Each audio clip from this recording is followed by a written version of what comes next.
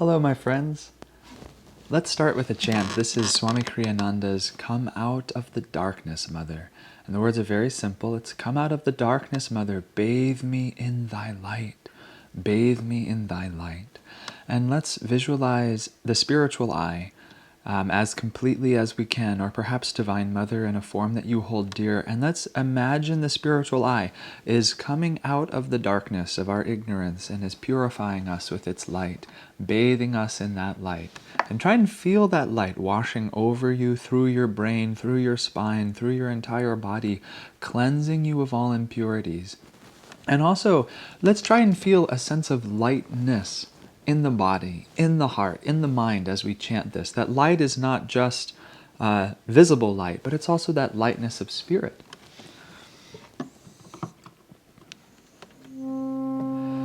Come out of the darkness, Mother, bathe me in thy light, bathe me in thy light. Come out of the darkness, Mother, bathe me in thy light, bathe me in thy light. Come out of the darkness, Mother, bathe me in thy light. Come out of the darkness, Mother, bathe me in thy light, bathe me in thy light. Come out of the darkness, Mother, bathe me in thy light, bathe me in thy light. Come out of the darkness, Mother, bathe me in thy light, bathe me in thy light.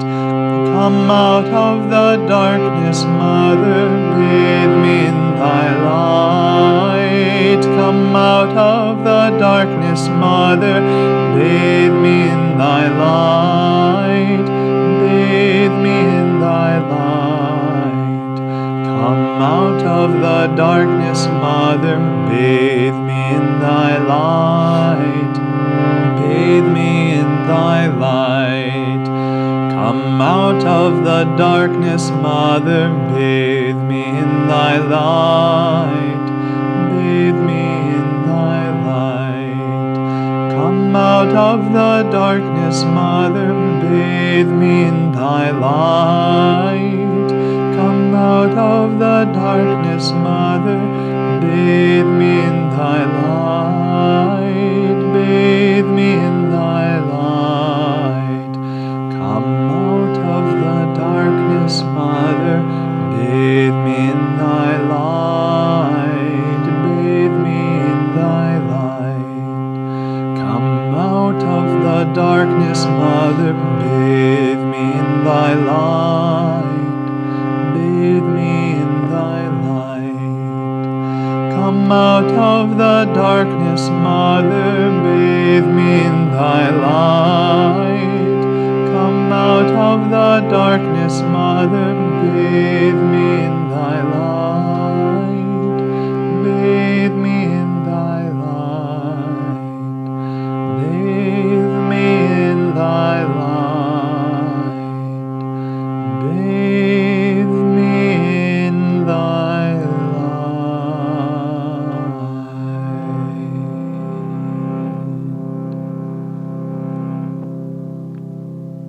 Let's meditate together for just a moment,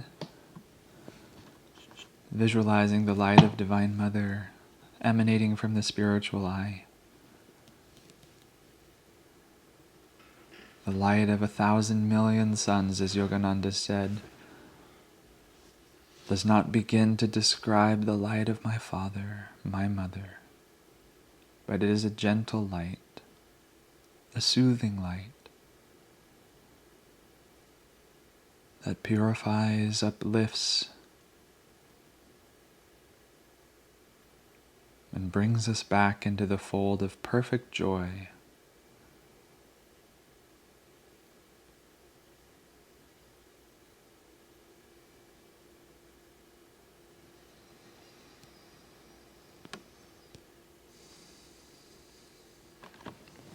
Om, peace, Amen.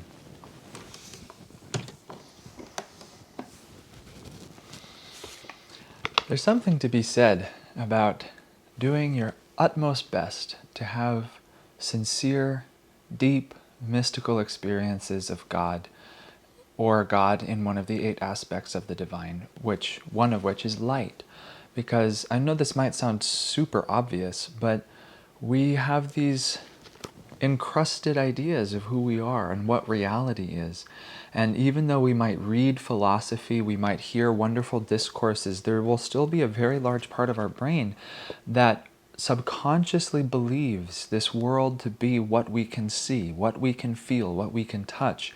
But it's only by going in and having very genuine personal experience of the divine that reality begins to crack. And we begin to see the light of God shining through the cracks of that reality. And that begins to make us wonder, what is truth? What is reality? What is the foundation of this universe? And in my limited experience, those little tastes of divinity, if taken as precious jewels and polished and nurtured and treasured, will grow in time to help weave together like a tapestry of your own greater and greater understanding. And so, just for example, like when we sat there and we meditated on God as light, it reminded me of one of the first most profound experiences of spirit that I've had in this incarnation, which is when I was just a boy. I was 12 years old, and I was meditating with the Ananda Living Wisdom School. And it was a cold December morning. I was grumpy and tired and resistant, as many young boys are, just for the sake of being resistant, because authority is the enemy when you're in middle school. And we had to get into this small, uninsulated yurt at Ananda Village in the market, and it was very cold. It was about 30 degrees. And we all had to pile in, and we practiced the energization exercises, and then we were going to have a meditation together. And it was freezing cold in this silly uninsulated yurt, and we lit a little electric fire. But the irony was, out of the 45 minutes that we were in that yurt, it was freezing cold for about the first 35. And then for the last 10 minutes, it started warming up, and for the final 5 minutes, it became warm enough to put you to sleep. And so my experience meditating in this yurt, though perhaps was building great character, wasn't always very positive. And that wasn't necessarily very helpful to my spiritual development, that I wasn't having deeper experiences, because it made me resistant to meditation in general, because I felt like it was just this uncomfortable thing that I had to do. But then one day, by the grace of God, I was sitting there in that yurt. I can remember exactly where I was sitting. And even though that yurt has since been demolished, I can go stand exactly where this happened to me. It was so powerful. But I was sitting in meditation, practicing our Hong Sa technique that many of you probably know. And I don't know what happened, but by divine grace, my awareness of my body suddenly drifted away. My resistances, my youthful arrogance suddenly left me, and the technique took me to a very deep place of inner awareness. And I lost track of my self-definitions. And then suddenly, out of the void, out of the darkness of peace, as if coming at me at the speed of light, burst the spiritual eye. And it came upon me in this blazing glory.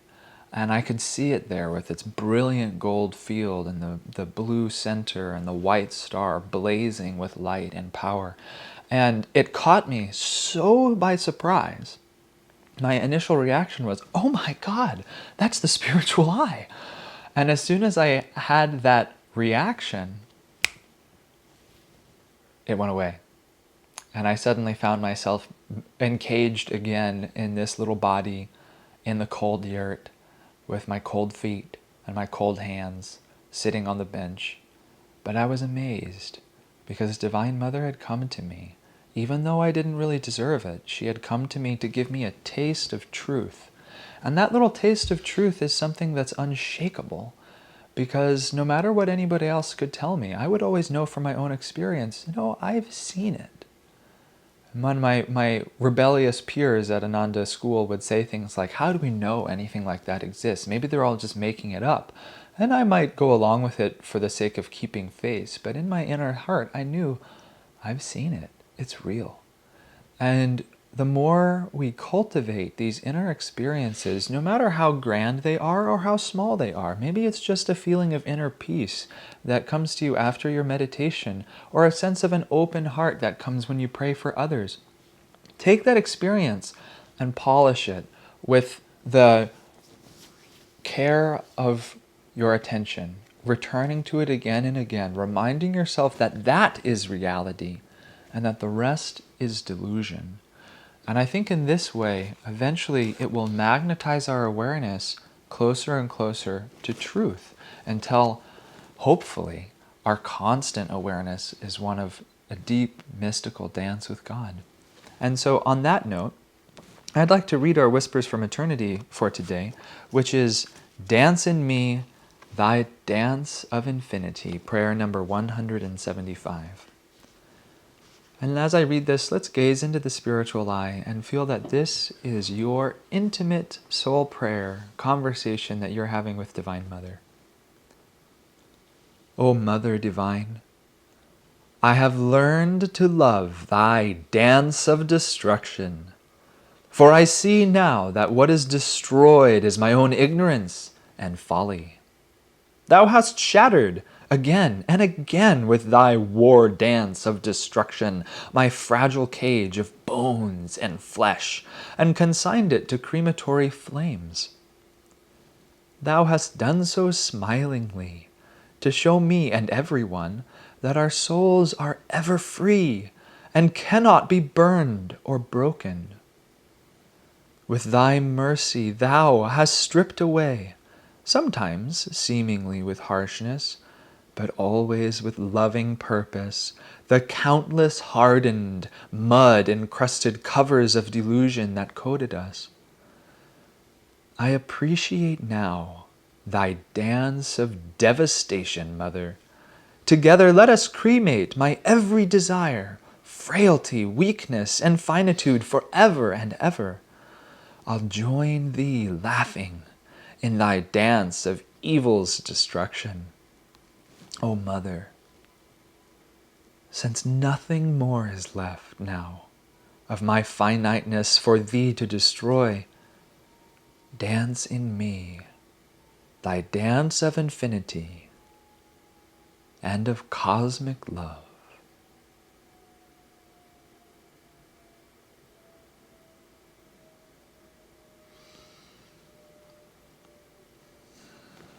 I had someone jokingly accuse me that all the prayer demands that I've been taking are the sort of intense purification ones, which, you don't have to be a literary scholar to recognize that there seems to be a little bit of a theme streaking through these prayer demands that I myself have taken and gone in a little deeply with in my own practice.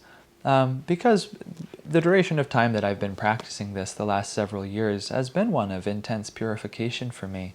But what strikes me about this prayer is that it is talking about Divine Mother's dance of devastation, but the tone of the prayer is one of deep gratitude and joy. And what an incredible attitude to develop and to learn to take in our hearts, to feel nothing but gratitude and joy when Divine Mother's hand of destruction comes into our lives.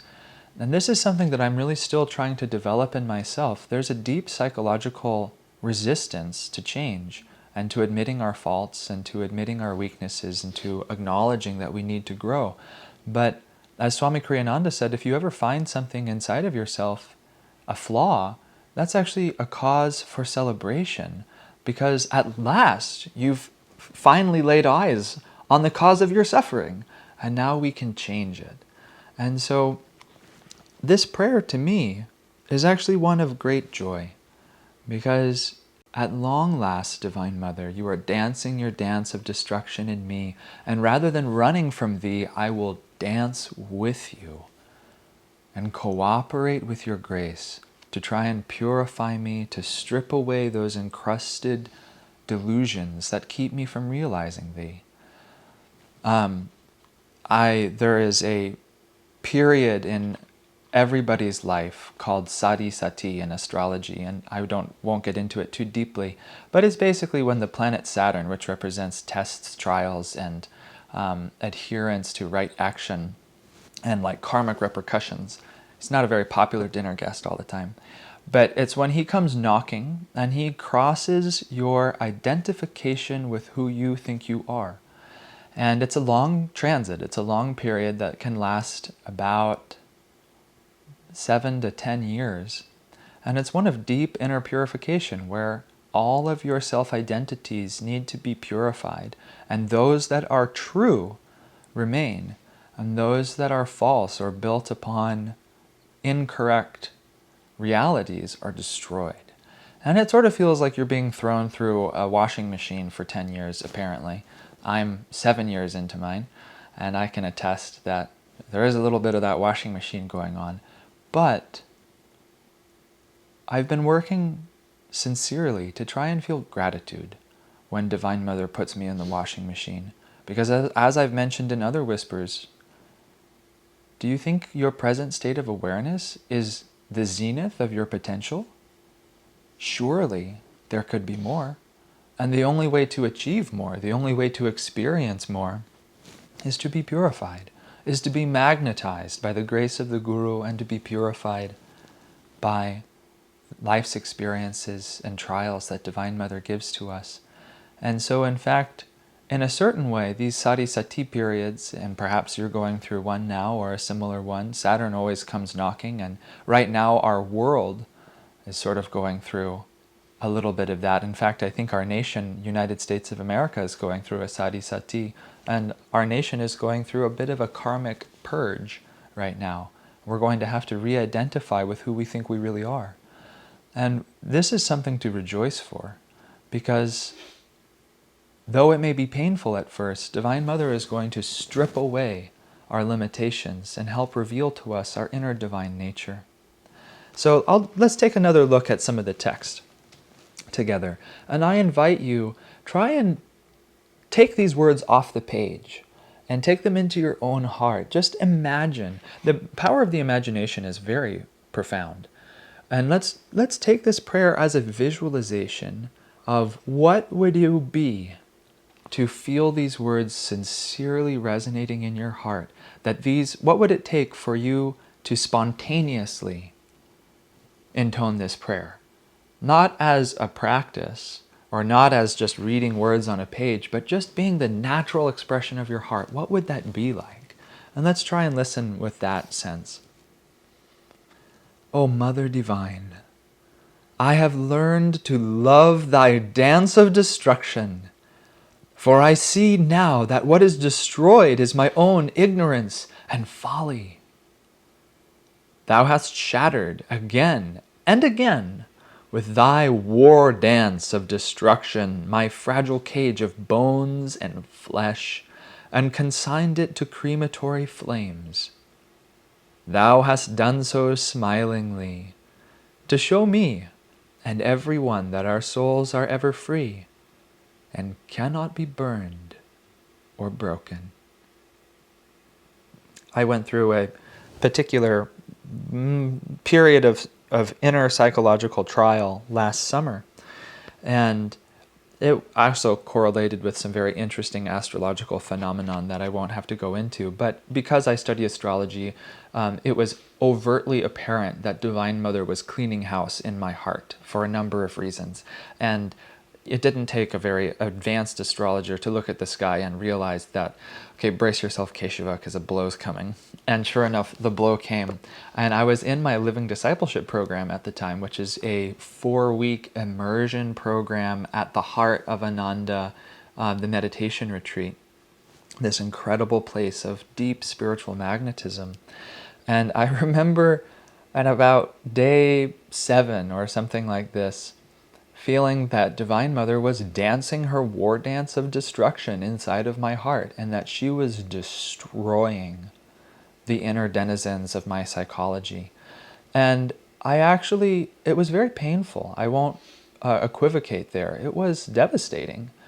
But I knew, I had faith enough to understand that Divine Mother was doing this with a purpose, to free me of my limitations.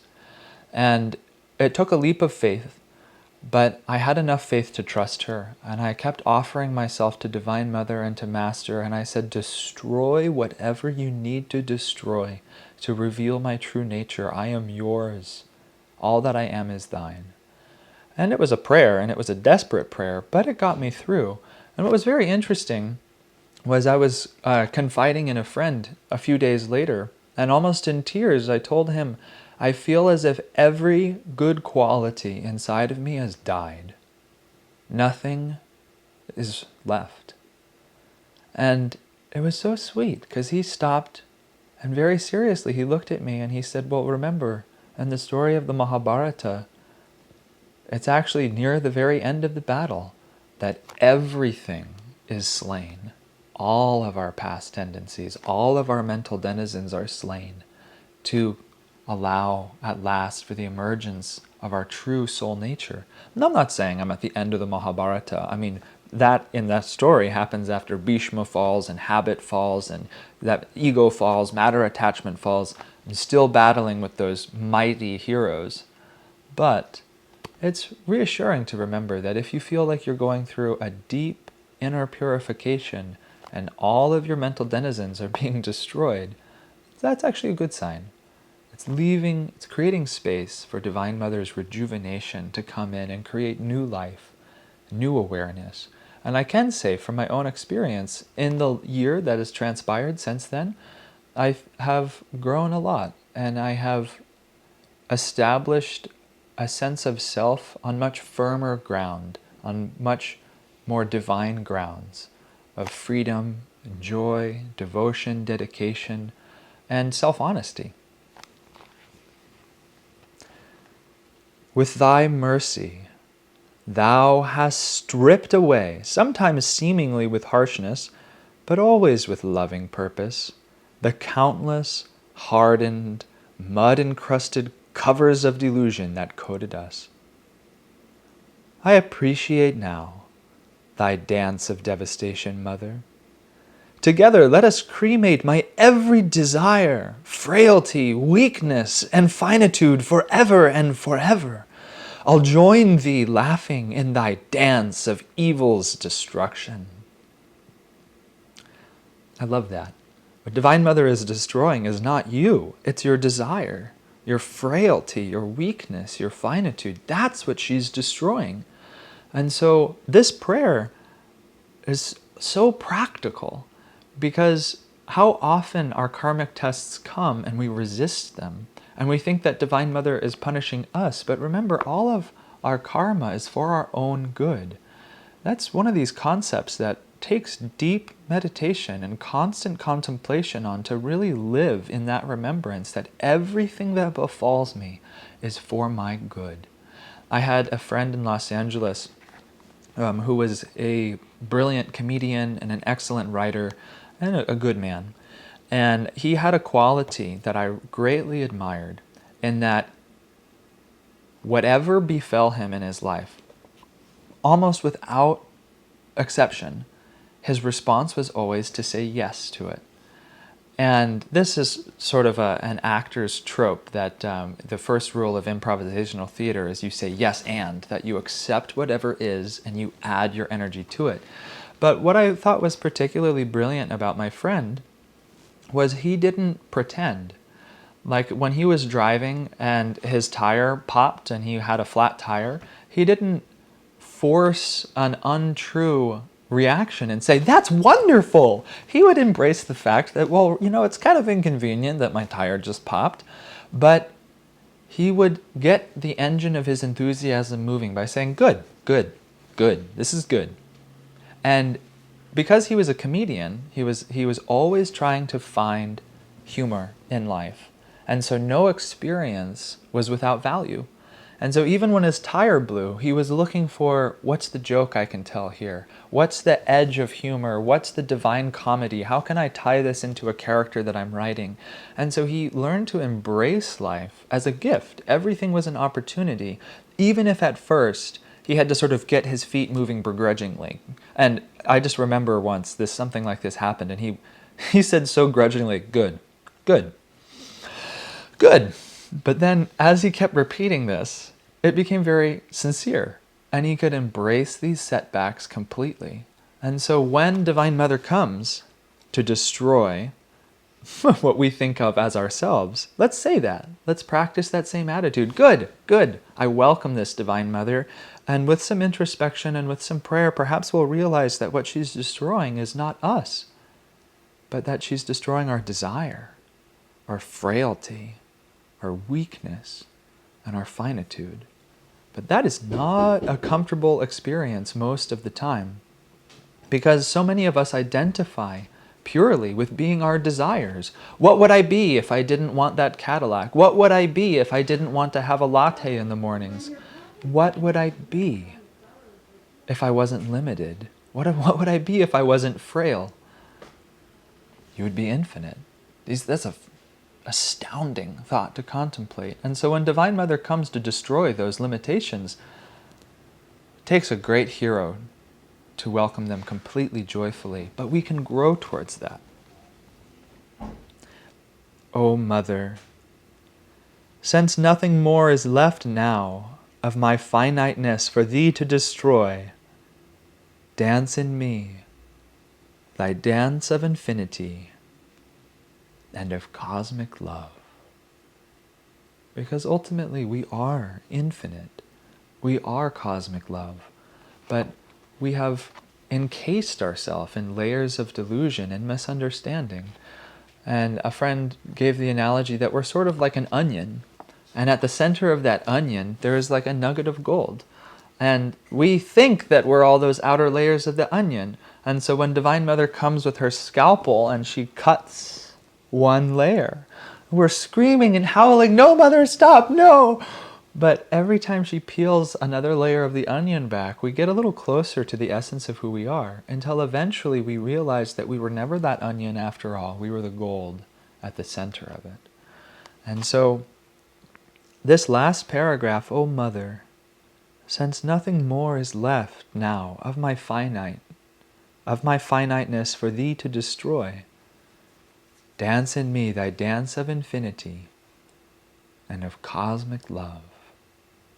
Think of that as being the carrot dangling in front of you, to give you the incentive to embrace your karma, to embrace your challenges with a smile and enthusiastically, because it is for a singular divine purpose, and that is to allow you to dance with Divine Mother in infinity and to the melody of divine love, of ultimate fulfillment in her.